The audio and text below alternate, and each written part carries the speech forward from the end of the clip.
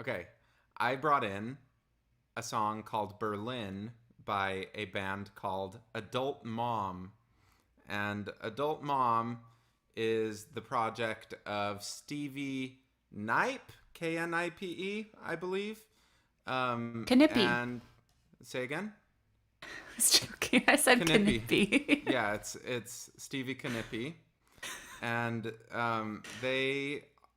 I've heard about Adult Mom on Twitter when Nate Roos, who is one of my favorite musicians from the band The Format, and he probably got way more money from another band called Fun, which has some songs that got very large. Tweeted when this album came out that it was awesome, so I listened to it, and it is very awesome. Stevie is non-binary. They sing very personal lyrics. Lots of what stuck out to me the first time I listened to the record was like just hearing a treble voice sing about what it's like kissing girls, and I was like, there need to be more things like this in the world. So I like it a lot. Another fun thing about Stevie is one time they tweeted, "Drank too much coffee after 8 o'clock p.m., so I am wide awake rethinking all of my life's choices and will curb that spiral by putting best renditions of Losing My Mind from Follies into YouTube." And I replied, "Jeremy Jordan," and they replied, "Wrong." So if you are interested in interacting, they will.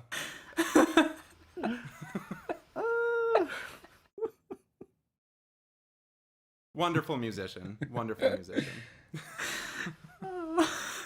That's all I've got. Cool. Wrong. Okay, well, let's take a listen. Here we go.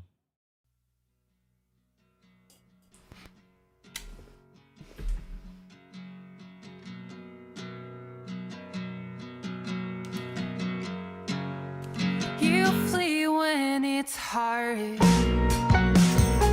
I stay put. You say you're a bird, but you're flying east for winter, and I'll tell you not to go. You won't hear it anyway. But what are you going toward? Is it something you can't say? Sit in the car parked in the dark, hearing raindrops on the roof. Sit in the car parked in the dark, hearing raindrops on the roof. Today marks the 6th year from when I first met you. A stranger gave us a beer in the hallway of the bathroom, and we drank it real slow. I was just trying to get to know you. In the dorm room, we sang Violet by Hole, screaming off our youth.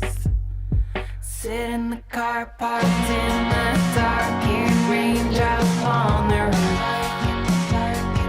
Sit in the car parked in the dark, hearing raindrops on the roof. Sit in the car parked in the dark, hearing raindrops on the roof. Sit in the car parked in the dark, hearing raindrops on the roof.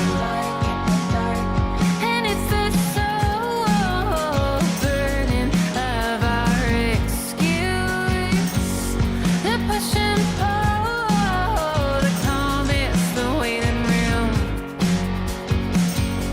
And if you go, at least give me a reason. I will sit in the car parked in the dark, hearing raindrop on the roof. Sit in the car parked in the dark, hearing raindrop on the roof.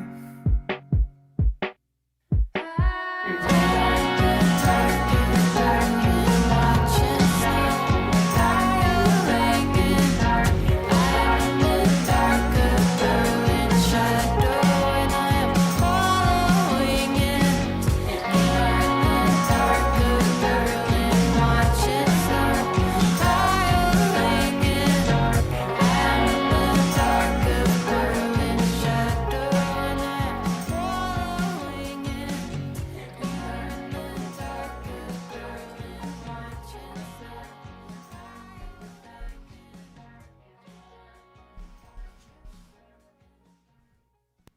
Adult Mom. What do you think? A great name, truly. So first thing I want to get out of the way is Stevie has managed to keep the record unbroken for me for adult moms that I approve of. So that's good. Second thing, the sound here is really fun, really cool. This whole like indie rock sort of thing going on. It feels sort of like, I don't know, like snail mail, kind of like Rilo Kiley. Is that how you pronounce it? I don't know. But that sort of thing. And I feel I got like this indie rock vibe at the beginning, but then like I'm not sure if it's me, but there feels like there are qualities, elements to it, like the vocal inflection, some sort of like flourishing instrumentation that feels kind of folky. And I don't know if maybe it's just this song or maybe I'm misattributing something, but I don't know how much that plays into the sound, but I really like this kind of like mishmash of like indie rock with like these folk elements. And I was not expecting that from an artist or a band called Adult Mom with a song called Berlin, but I really appreciated what I was given, so thank you. Jesse is Jesse looked like Jesse. We Just can't lip hear you. syncing right now. But the track I did it again. Okay. I'm glad you all quieted down for my lip syncing segment. You're absolutely correct, Alexis, on the folk elements Okay. that you're hearing. The bridge part where she starts like flipping around, that's in folk music referred to as the blue yodel. So it's got yodely elements of it where like she jumps around between notes, but the way she's flipping on those notes between like her head voice and her chest voice and stuff is like that's what it is. And it's I really enjoyed that section. Yeah. Really good. And just their voice in general is so like I know part of it's the productions where their voice is focused on it and like it really cuts through the mix quite well. And I think there's a little bit of vocal doubling that's happening to help that process. But I noticed that they would in their extended notes at the ends of phrases, they'd kind of like break up the air a little bit and have this like sort of shimmering quality to it, which was like really cool. And showed a lot of control, I thought, as well. One thing I really enjoyed vocally was, I'm sorry, I have a cat climbing around in bags right now. So if you hear rustling, that's what it is. One thing I really enjoyed vocally was all the harmonies that kind of would pop in and then disappear and then pop in and disappear. And then you'd hear a different harmony that they weren't layered, but it's like as if they had layered harmonies, but they pulled out the original. I don't know. That was really cool to listen to and really kept my attention throughout the song. Which was enjoyable. And also, like, talk about sunshiny. To me, this is sunshiny. This is like daytime one for yeah, me. this is like a Even- daytime picnic blanket under a even tree though, sort like, of situation. that main line, sit in the car parked in the dark. Yeah. Yeah, just the whole thing is very bright. I'm sitting on a blanket in daylight. Maybe Stevie is referring internally dark. Maybe they're going through something, even though like they're at a picnic. Maybe they're mulling over something internally. Maybe that's Perhaps the dark. car is a metaphor. Perhaps. Maybe it's a sandwich. Who knows? It is a little jarring having like the distinction or the distance between the lyrics content and like the sound of the song. But I think the lyrics are also just like brilliantly poetic. One line that really popped out to me is in the dorm room we sing Violet by Hole, screaming off our youth. Like screaming off our youth is like a fantastic line. It's short but like very effective. I love it. Yeah. I also like how in all the repetitions of that main line of the song, there's different harmonies, like you were saying, Kay, and it's through the repetition of one thing that gives you all of these chances to experiment which I think is something really difficult when you're singing something quite repetitive. And so their ability to change the production to help make it shift throughout, I think, was really important. But did y'all hear any sort of change in how they delivered the vocal with all of that repetition? I feel like I did on the repeating outro part of that. Like I don't think I paid attention to know if there was a difference between like the first time it appears and the second time it appears for the after the second verse, but I do recall hearing some slight differences in the way that it's being delivered in the like repetitive outro part of it. But I did not write down exactly what I pulled out, but I did notice it, at least in that part for sure. What were you getting at, Sam? I was just wondering if y'all heard anything, honestly. I assumed you heard something and you were quizzing us. No, it's more, I just think it's a really challenging thing to do when you repeat Yeah. something. And I mean, we repeat words because they matter. But if we hear the exact same thing over and over, it's boring. And I think this song is anything but boring. Yeah. So. Yeah, and this actually this reminds me of something that I kind of like took note of 2 episodes ago when I brought Lapsley over here, to the show, and I didn't point it out, but I agree with Sam here in that the way that we say something, especially something that is repeated, usually it's important, and how we choose to kind of inflect it, even though it's the same content, I think the inflection will change, like how it's felt, interpreted, and like I remember like on the Lapsley song, there's a part where like she kind of like gives us like I think like the edgiest part of the song where she kind of expresses something very emotionally and she uses a bad word, and I noticed that it happens 2 times in the song, and the second time it happens, you can clearly tell it's just the first take from the first time it happens. It's just placed later in the song, and there's like this like delivery in it that feels like I like the choice that they went to just take the first one because it worked, and then just putting it again. But like it's such a strong emotion that I feel like I wonder how different it would feel if we got this with like maybe more frustration, and you hear that frustration come out in the inflection, and I think that whole thought process definitely is something that I think about and latch onto, and I'm glad that like we're talking about it with this song because there is a lot of repeating, and I think it's something that's easily we could not notice because we're kind of just like in the zone listening to what it is and letting it wash over us. But yeah, a lot of that stuff can be like subconsciously affecting when you're a listener to that stuff. Another thing that I really love from it is just the tone quality that they get when singing like car parked in the dark, like that kind of Midwestern-y sound. And I think they're from New York, but just that quality is really interesting. You don't really hear people leaning more into that kind of Midwest quality. And with that, and then at the beginning, what was it? You leaving, it's horrid, buried, like that buried kind of thing, putting that at the end of those words, just makes it sound more spoken.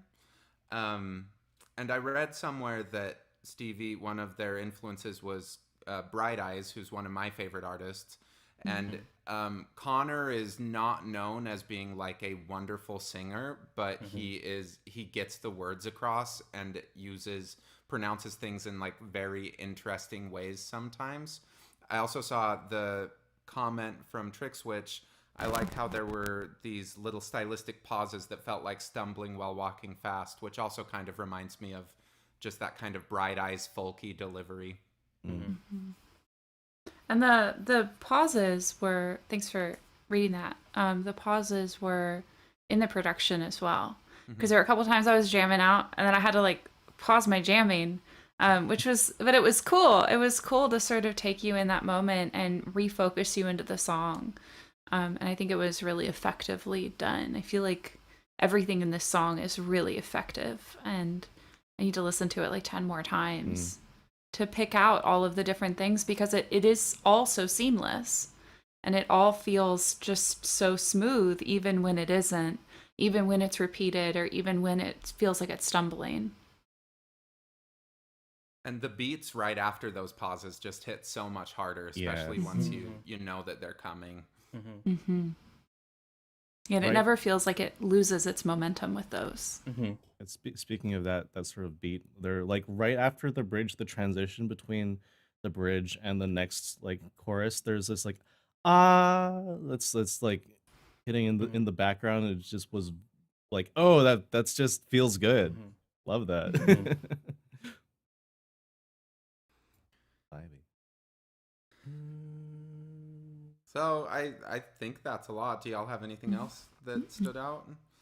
I think I have one more point. Well, I guess it's not even a point, but it was more of like a question, I guess. I do like all these other musicians that you've mentioned so far in this discussion, Sam. Part of the post song discussion, but also when you were introing, you mentioned the format, you mentioned Bright Eyes, and something that stood out to me when I listened to the song was like, wow, like I know this is, fairly this is like a more of a fairly recent music project, but this kind of hits me in the soul in the same way that a lot of kind of like alternative sort of indie singer-songwritery sort of leaning bands and solo artists really hit me into like the 2000s. You think of the Bright Eyes and things like that. Think of the format, and it's kind of surprising hearing you kind of like reflect artists that came to mind when I was listening to this in this discussion. And I was wondering, to you, since this is like my only song that I've listened to them, do you feel like people that already have kind of a predisposition to enjoy those kinds of bands, even if there is no like real sort of sound relation or emotional relation to that era of music, do you feel like this kind of band fits well for those type of people, or is there a connection and you feel like from the other music that you heard from them that it almost feels like it's there's a connection there in terms of that era of music and sound?